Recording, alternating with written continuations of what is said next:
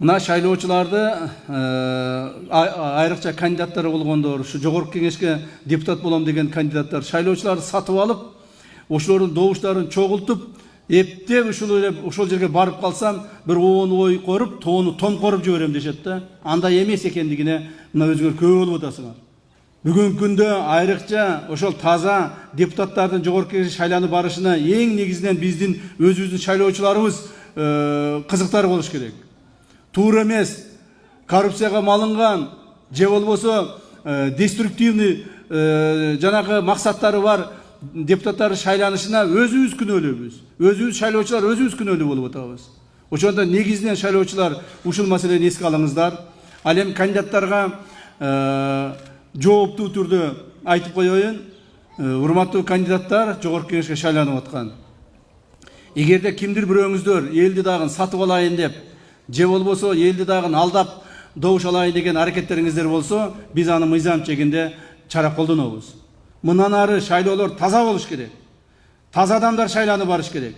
Парламентибизде болобу, жогорку кеңешибизде болобу, же болбосо мамлекеттик кызматкарда болобу, таза адамдар иштеш керек. Ошондо гана мамлекетте өсүү өнүгүү болот. Бардык жерде тартип болуш керек. Мыйзамдуу тартиптин негизинде гана биз өнүгө алабыз. Эч кандай бир жанагы бирөө-бирөөгө жардам берип, же болбосо мамлекеттик кызматкерлер жардам берип шайлоого катышпаш керек. Кайсыл жерде шайлоолор жүрүп атса, мамлекеттик кызматкерлер, ошогон уюштуруп берген мамлекеттик кызматкерлер, же ошол жердеги муниципалдык кызматкерлер, эч бириңер шайлоого таасирин тийгизбешиңер керек. Эл өзү тандап алсын.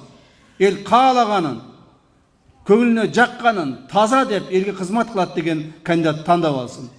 Эгерде кайсыл бир мамлекеттик кызматкерлер шайлоолорго таасирин тийгизүүгө аракет кылса, биз аларды мыйзамдын чегинде жазалоого жана жоопко тартууга милдеттүү болобуз. Ушул жерде катышып отурган мамлекеттик кызматкерлер, мына прокуратуранын кызматкерлери турат, ГКМнын кызматкерлери турат, укук коргоо органдарынын кызматкерлери турасыздар. Ушул маселеге жакшыраак көңүлүңүздөрдү буруңуздар. Биз мурдагыдай көз жазымда калтырып, коррупционер болсо деле, мамлекет уурдап талып жеген адам болсо деле, же болбосо зыянкеч болсо деле билип туруп, ошолордун акчасына кызыгып шайлаганды же ошолорду мамлекеттик чоң кызматка алып келгенди токтотушубуз керек. Кимдир бирөө кайсыл бир деңгээлде мамлекетке зыян келтирсе, түздөн түз жооп берүүгө милдеттүү болот. Анын ошол жооп берүүсүн камсыз кылуу мына биздин негизги милдеттерибиздин бири.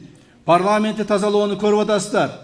Парламентке дагы туура эмес адамдар шайланып келип калган. Мына ошол адамдарды тазалоо милдеттери жүрүп жатат. Мындан ары да жүрөт.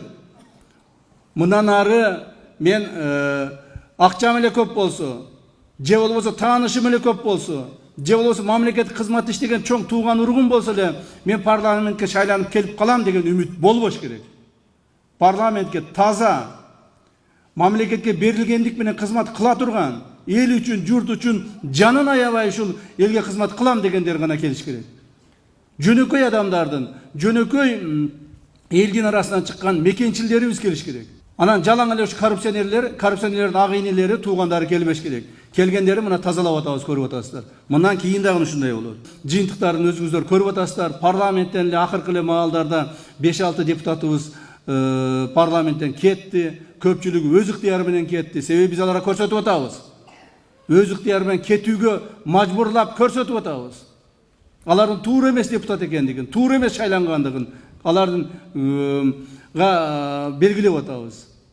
Ал эми кетпегендери болсо, же болбосо мыйзамды бузгандарына жоопко тартып атабыз. Мунун бардыгы мыйзамдын чегинде жүргүзүлүп атат. Бул мамлекетибиздин эртеңки келечеги үчүн жасалып аткан жумуштар.